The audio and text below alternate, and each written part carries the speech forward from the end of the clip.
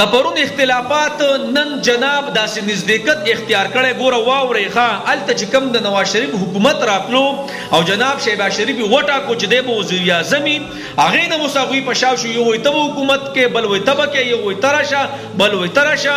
دلته چې د 10-12 سال اختلافاتو کم په کې پی کې کې زمونږ د جمعیت رونو او زمونږ د پی ټی آی رونو هغوی نږدې شو یو بل ته. الله اکبر کبیره.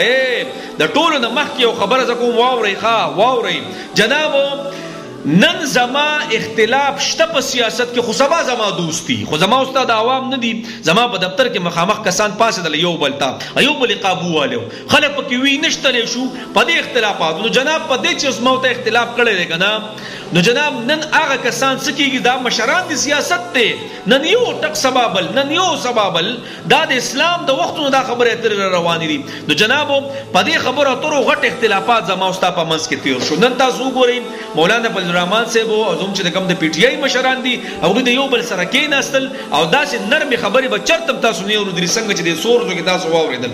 اول ته جناب زموږ چې کوم نواز شریف دی هغه په سیټ شو، نه کېږي بس دا حکومت چې کم خلک سازي الله یې دوی په زړونو کې راولي چې د عوامو په فیصلو باندې فیصلې وکړي. او کو نه که نه ګورې کو دا حکومت هم وران شو، نو دا پاکستان خو ګورې دومره زور به ولور کې الله دې زمونږ په پاکستان رحم وکړي، په ټول اسلامي ملکونو باندې رحم وکړي. خو جناب یو نه مني او بل نه مني. یو وایي دا ولې دا د عوامو رای اخیستلی کېږي، چې پټولی کېږي، د عوامو طاقت باندې ډاکا اچولی کېږي. نو جناب کله چې د عوامو هغه منشور او د عوامو طاقت استعمالیږي نه که نه، نو بیا به جناب دا خبرې اتري. الله دې خیر کوي چې دا روانې خبرې اترې به څنګه الله یې زموږ په ملک باندې رحم وکړي.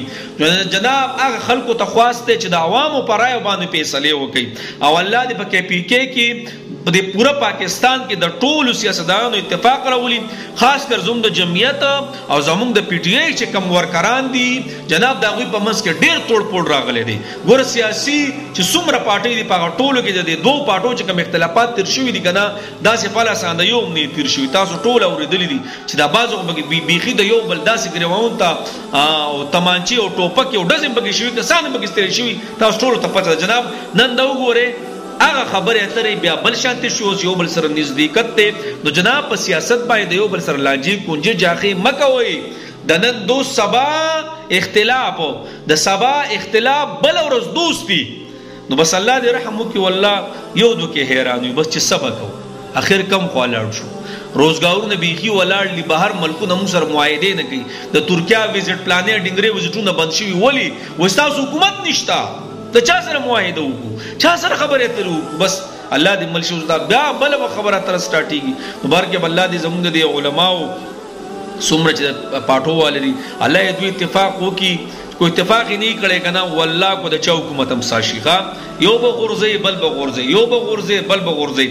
او کله چې دا ټول سیاستدانان یو شي یو، نو والله بیا به اتفاق راځي. او کو نه که نه، نو یو به کوزوي بل به کوزو، یو به کوزو بل به کوزو. بس دا خبره به روانې پته نه لګي چې صحیح حساب ته وي. خو مقصد زما د خبرې څه دی چې په دې سیاست باندې جګړې مګړې مه کوئ، په دې باندې اختلافات مه کوئ، په دې باندې خاندانونه ګور جنکۍ پکې طلاق شوي، ته خبر شوي دومره خبرو مخکې رسېدي، نن هغه وګوره بسې یو څو خبرو اترو کې څومره نزدېکت راغلی. نو جنابو سیاست باندې اختلاف ساتئ، اختلاف رایې ساتئ، خو د جګړو او د کنځلو د واله او د ویشتو په حق کې مړه دا سیاست ته ترت وایه. او د پاکستان سیاست خو الله کو سړی په خپو په سر باندې پوهېږي چې ماښام اوده کېږي او سار را پاسې خبره بل شانتي. الله دې بس